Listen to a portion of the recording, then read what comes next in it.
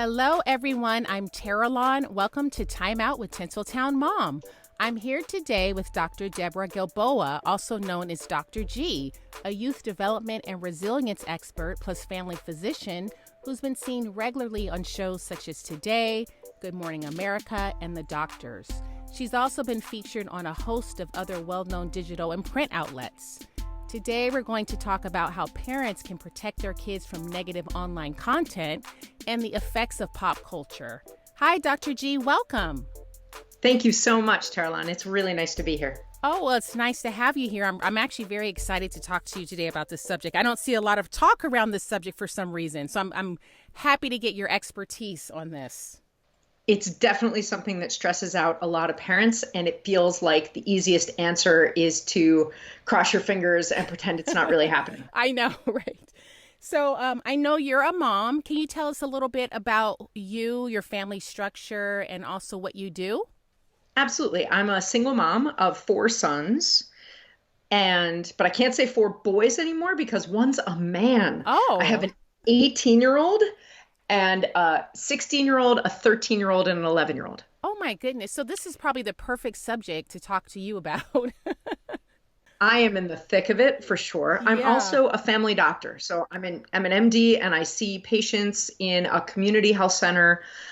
Interestingly, I'm at a health center where we see patients who we counted last November, come from over 100 countries and speak 61 languages. So we're seeing all kinds of cultural backgrounds and experiences, lots of folks who've been refugees as well as immigrants. And then in the rest of my life, I work as a resilience expert. Now, what is that?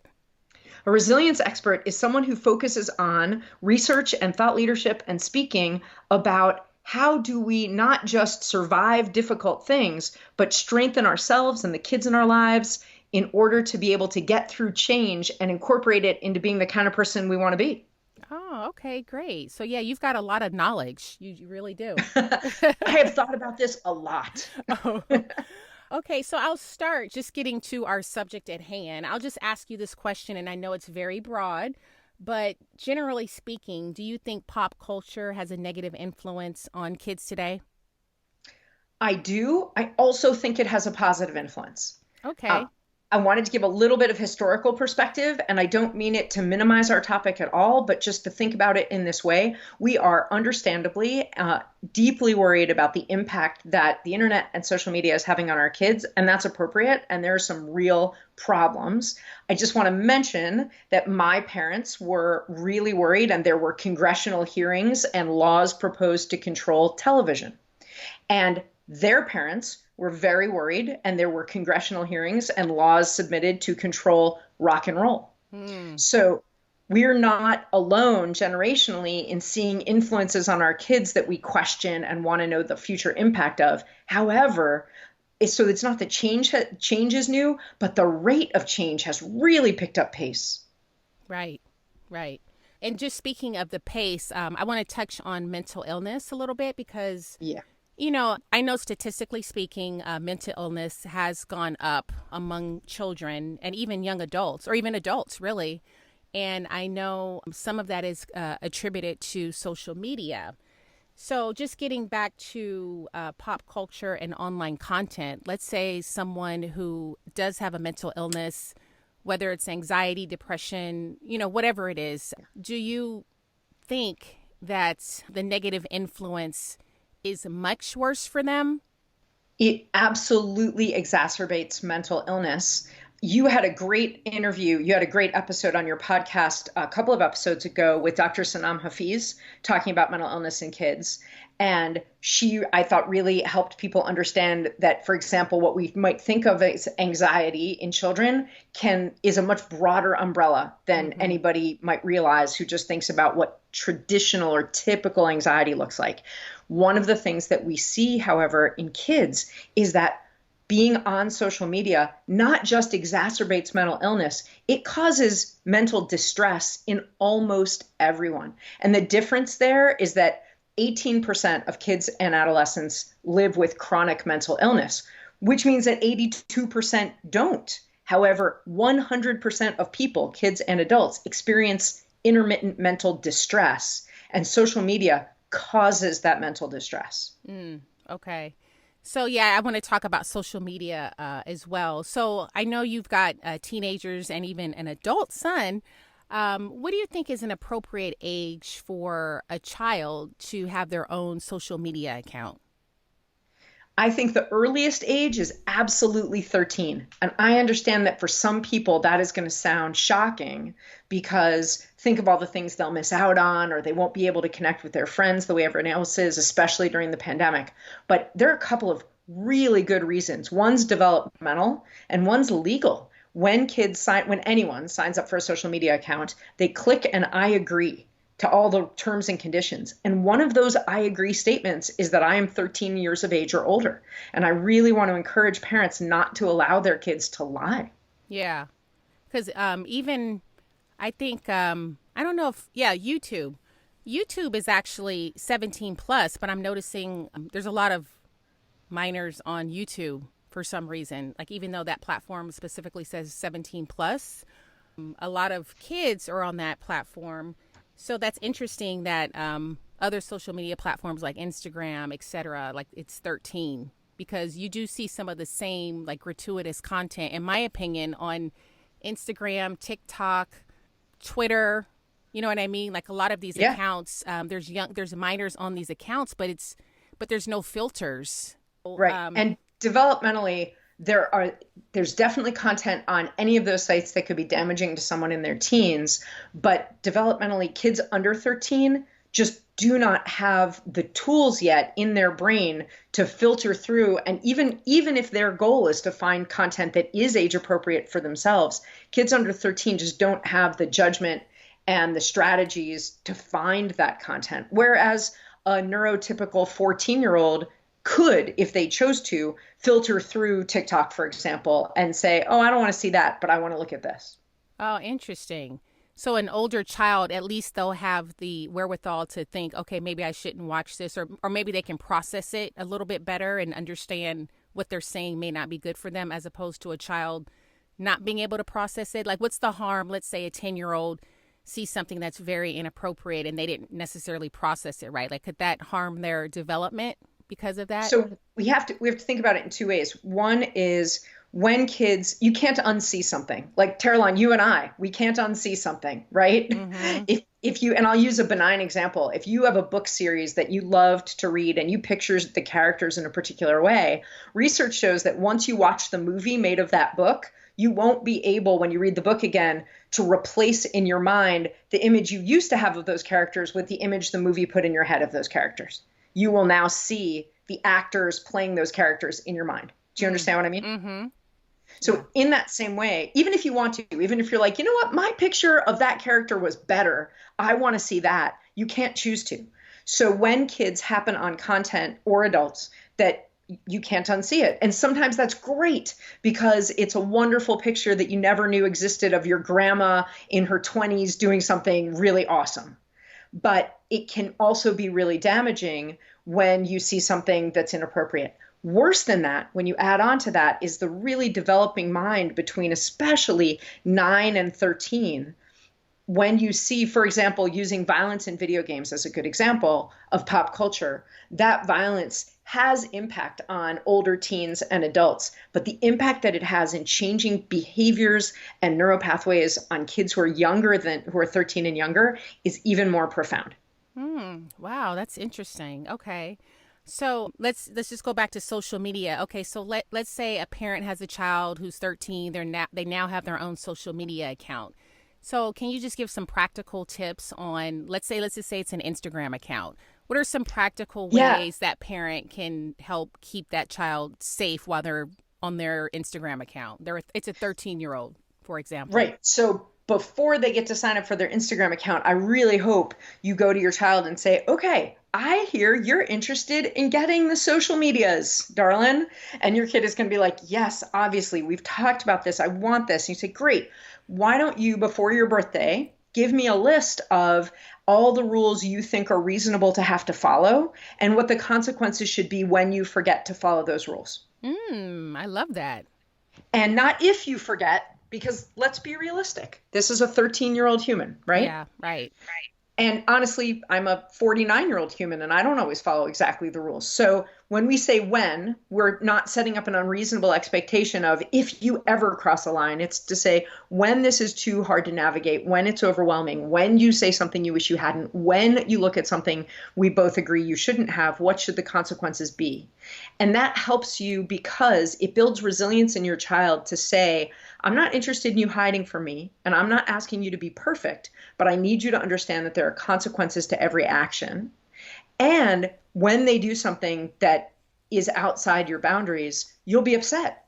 You have reasons, good reasons for making the rules that you make. So this way, you're not going to have to, when you're upset, decide on a reasonable consequence. You will have figured that out ahead of time.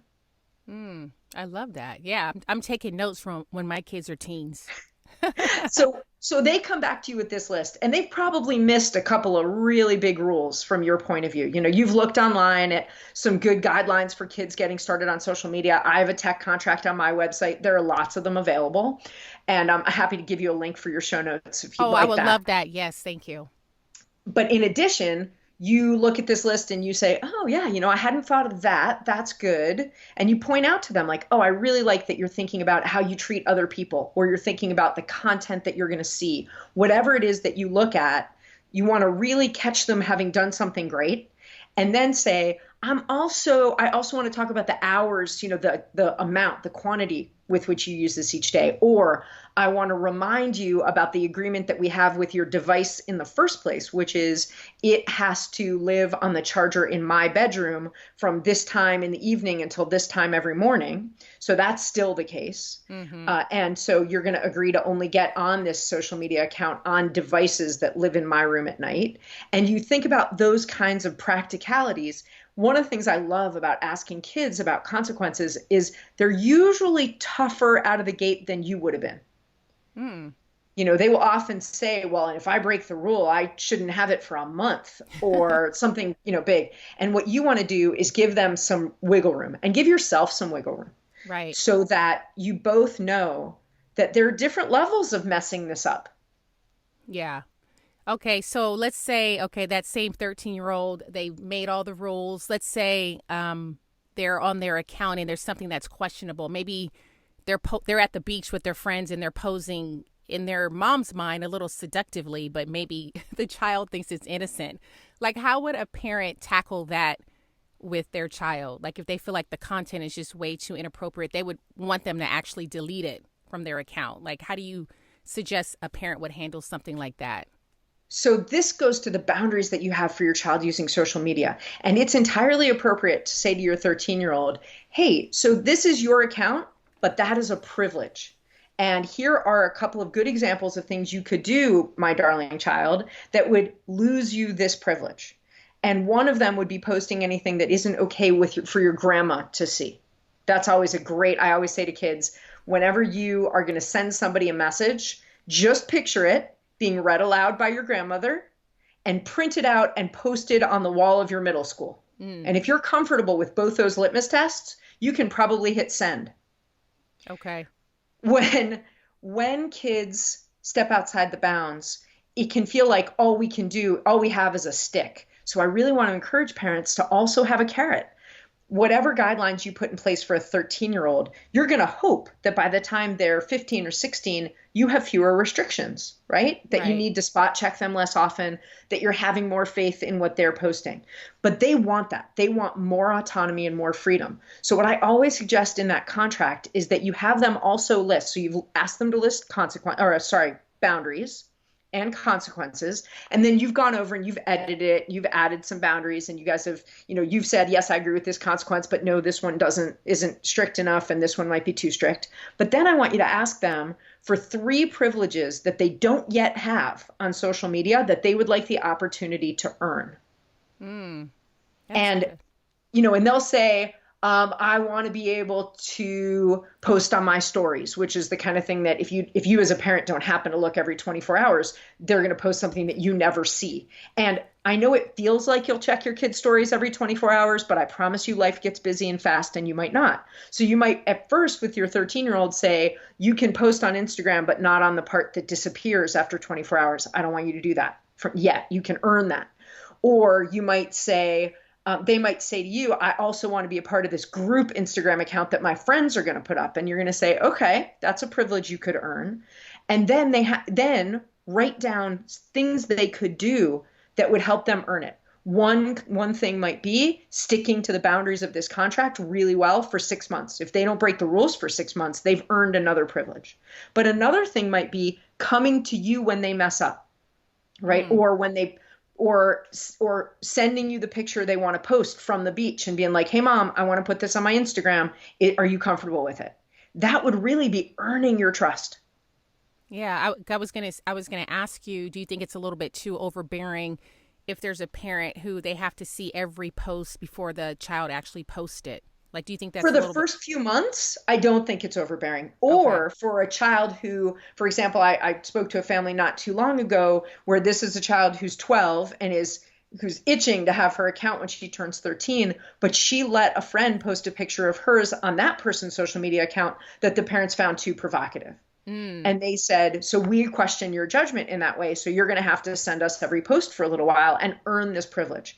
Kids want to feel like once I have social media, it's like my diary and nobody gets to say what I write in there but me. And the answer to that is yes, sweetheart. If you post something on something where you have 0 followers and it's only for you and it's locked up in your nightstand drawer the rest of the time, absolutely. But since that's not the way social media works, it isn't just like a diary. Yeah. Now, would you use the same guidelines for, let's say, a child who wants to have a YouTube channel and start posting videos and, gaming things, etc.? I know you have 4 boys, so maybe you've experienced this. So you can help us out. I have. And what I have to say is, I think, especially right now when so much of interaction is virtual, I think having a YouTube channel is not an inappropriate thing to allow a teenager to do. It's, again, an opportunity. And so, Terralon, one of the things that I do is I go in and I'll be invited to speak in a school. And one of the things that I speak to students about when I do is not this cautionary, don't post this and don't post that. It's a positive message that you have the opportunity with your clean slate of social media to be really intentional about how you build your own personal brand. What matters to you, putting your best self out there, which is different than being fake. It's different than photoshopping your own pictures so you look different than you do in real life. This is about if you really believe, for example, in the environment and you wish nobody used plastic straws, this is your chance to try and influence people towards the good that you see in the world. Mm-hmm. And if you are about promoting positive messages for women, you get to go grab the messages from women that you think are really empowering and reshare those. You can curate that information, or you can post a message of positivity about any of your friends that's comfortable with you doing that for other people to see how you lift other girls up. There are so many great chances, and having a YouTube channel can be an amazing creative outlet for people to make the world a better place. It's about showing your judgment and your maturity and your own accountability when you mess up that allows you to earn more trust and more autonomy with your adults. Okay. And you would say 13 as well for a YouTube channel? So I just really quickly looked while we were talking, and it does say that you need to be 13 to have your own YouTube. Okay. And certainly a lot of the content on there is not appropriate, but their agreement for creating your own YouTube username, that is age 13. And then I just want to remind parents, I'm an expert in child development. You're an expert in your child. Mm-hmm. Right. You have a much better sense of their development than I could. You have a much better sense of their character and what they need to learn next and where they're going right now. But what we're bad at as parents, and I'm just as bad at it as anybody else with my own kids, we tend to see our kids as just a little younger and less mature and less worldly than they actually are. Yeah. So if you're struggling and you're like, I just don't know. I mean, I genuinely don't know if you're ready for this. Then I really suggest doing what every second grade spelling teacher in the world does, and that's give a pretest to see what unit your child is ready for. Asking, okay, what if you were with a group of friends at a sleepover? I know we're not doing that right now, but imagine. You were with a group of friends at a sleepover and somebody said, let's do a fashion shoot for our Snapchat. And they were like, everybody stripped down to your pajama bottoms and your bra. What would you do? How would you handle that moment? I'm your friend saying this. What do you say to me? and come up with a few scenarios in your head to see if your child's ready. If your child says, oh, I'd say, are you kidding? I'm not letting my mom take my social media away to be in your fashion show. Your child they might be ready to have their own social media. Okay. Yeah, I like that idea. And you having said that, each parent, they know their own children. So you may not be able to really answer this question, but I'm going to ask it anyway. So the guidelines, we're just saying we're using 13 as a guideline for social media because there's some parents out there. Let's say they have a child who has ADHD, for example, and they know their child is impulsive, concentration is an issue, etc. Now, would you use the same guidelines for that parent, the 13 measurement, or is it something different? Like if a child has something like ADHD or an anxiety or, any other For condition? me, 13 is a floor. This is going to sound terrible. I don't care how awesome or mature your 11 or 12-year-old are. I think they're not ready. So 13 is one of the boxes I feel kids have to check, but it's not the only box. Yeah. So my answer is I wouldn't entertain this conversation until 13.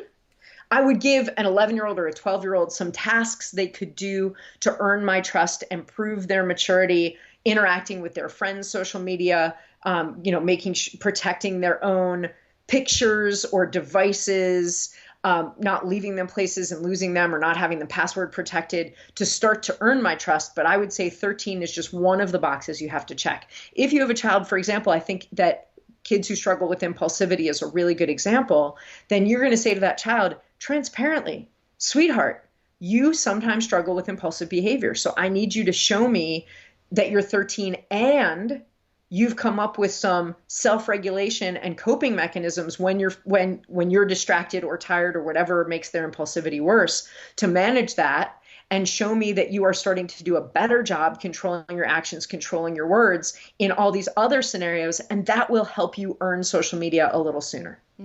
Okay. And then what about a phone? What do you think is appropriate for a child getting a smartphone? I really try to use age 13 also as a floor for that conversation. I will, for practicality's sake, we don't have a house phone in my home, and I, on occasion, need my youngest, who's not quite 12, to be in a situation where he's here by himself. Well, I'd rather he wasn't here by himself without a way to call 911 or call me. So in our family, in sixth grade, you can get, or at age 11, you can get a dumb phone. Oh, now what is that? A flip phone or a slide phone. Oh, you're serious with the flip phone? Yeah. Okay. Yeah. That doesn't have, and they do still sell them. Pretty much every internet provider and cell phone provider sells them. But a way to call, yes. But I disable the internet on it because this is not so much a conversation about, is it okay to call? It's not even so much about, is it okay to text? Because those flip phones won't do group texting. They only do individual phone to individual phone. And so, also the flip phones, you have to, do you remember the old keypads? Like number 2 is A, B, and C, and number 3 is D. So you have to hunt so. Yeah. You have to be really patient to text people on those phones. Yeah. Oh, I do remember those. Yeah. Yeah. So now what is your reasoning behind no smartphone? I mean, I can think of a million reasons, but just from a doctor's point of view, I would love to hear your thoughts. Really simply, you're putting the World Wide Web in your child's pocket. Yeah. So if they have a tablet or, these days a laptop, especially given how many kids are needing to learn virtually, I hope that you have a rule about the rooms that your kids can be in with those devices and how they need to have the door open, or they need to be in a room that an adult could be in, or they need to be sitting somewhere that you can walk behind them and just get a glimpse of their screen every time you want to. But once they've got a cell phone, they have, data and access to the World Wide Web, and the World Wide Web has access to them everywhere they go. Yeah. Now, I like that you mentioned with the door opening, because I was going to ask you about that. We keep the doors open as well. What age do you think you can stop doing that? Or is it as long as they're living under your roof, you keep the door open if they're in their room? I don't. One of the reasons, and people have pushed me and said, hey, so if you're saying, 13 years old, so 7th or 8th grade for a smartphone, Why not wait later? Wouldn't it be better? Don't kids get better judgment at 15 or at 16? And yes, the answer is they absolutely do. But I want my kids to have 5 years of practice with the internet before they don't live under my roof anymore.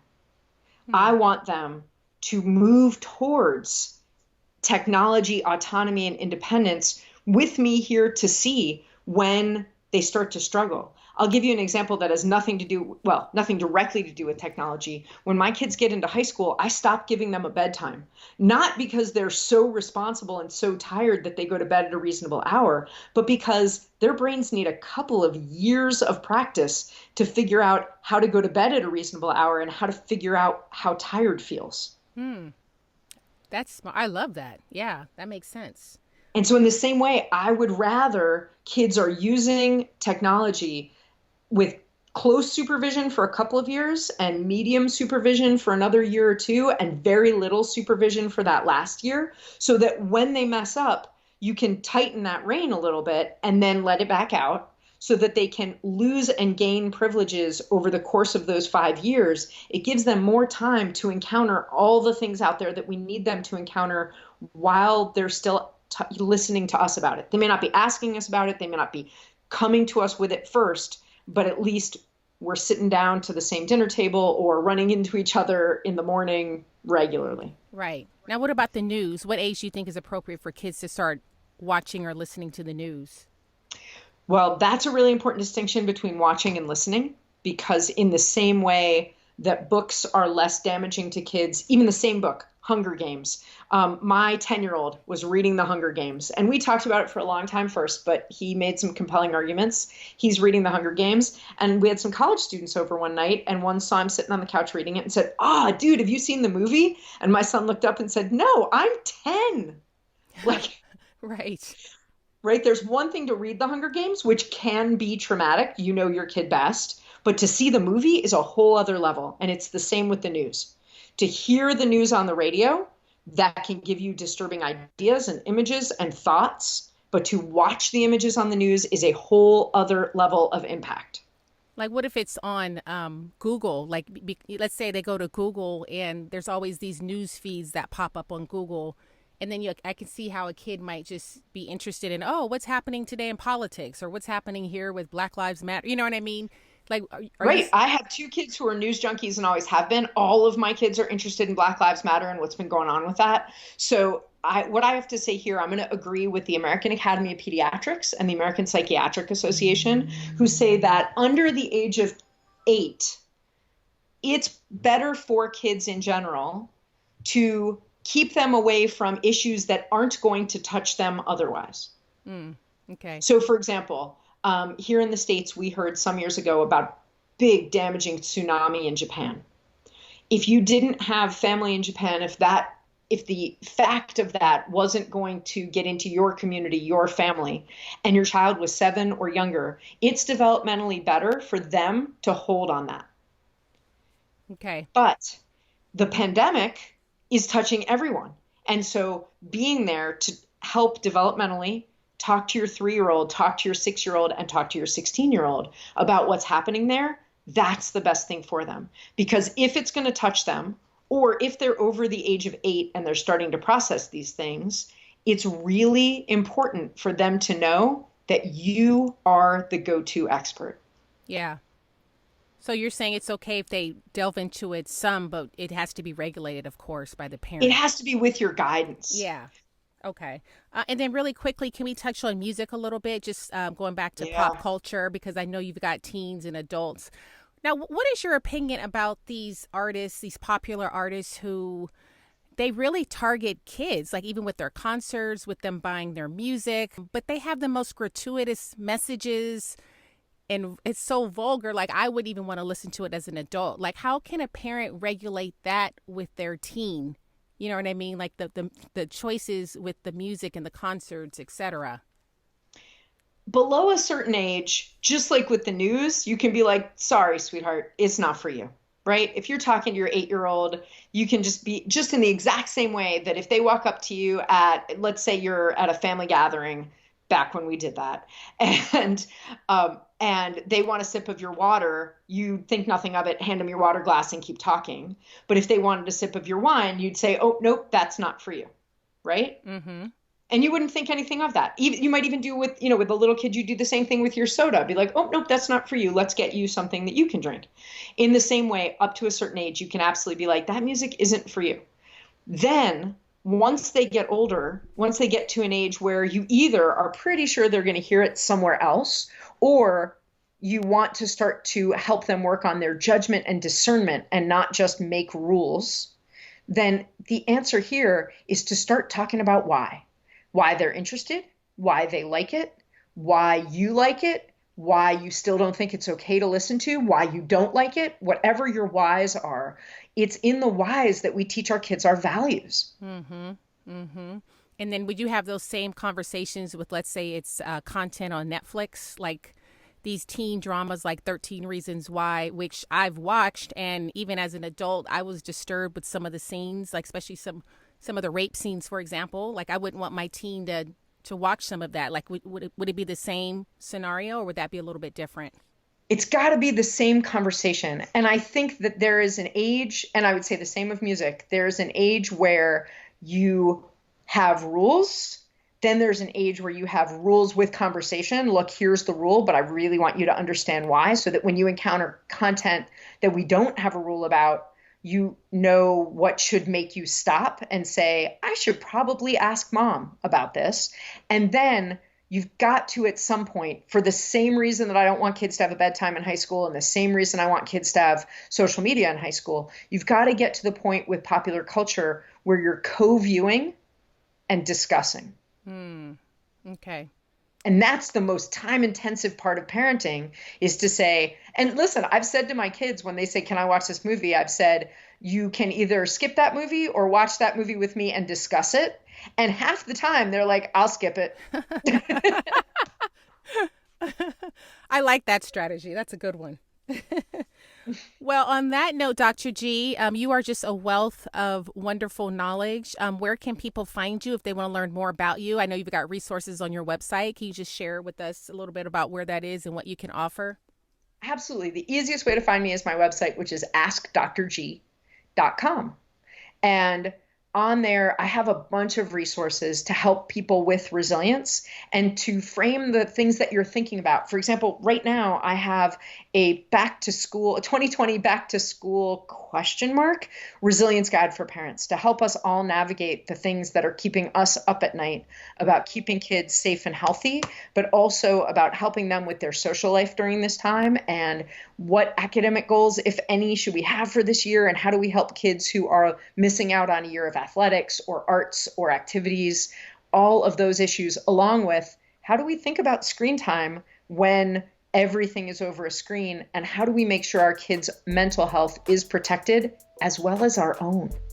Thanks for listening to Time Out with Tinseltown Mom. If you liked what you heard today, please be so kind and rate, review, and subscribe on iTunes or wherever you listen to podcasts. Until next time.